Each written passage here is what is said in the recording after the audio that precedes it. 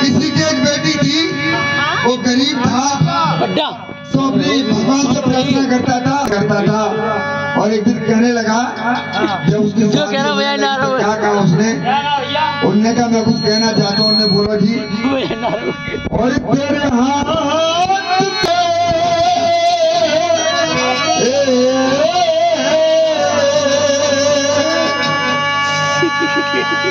और तेरे हाथ पीले करके और मैं गंगा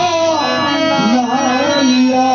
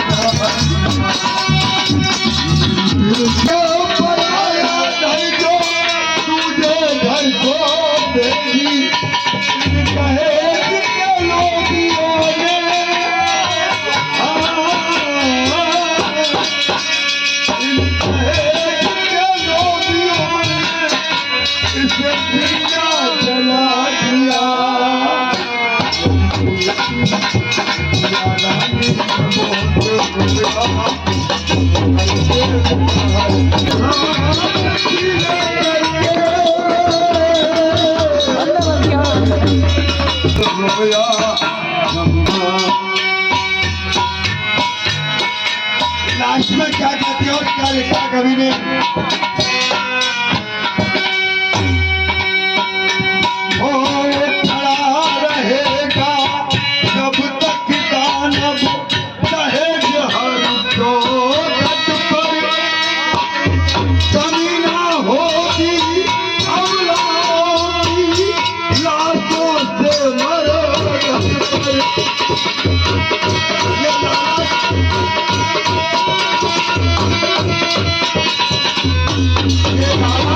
लड़ाई कर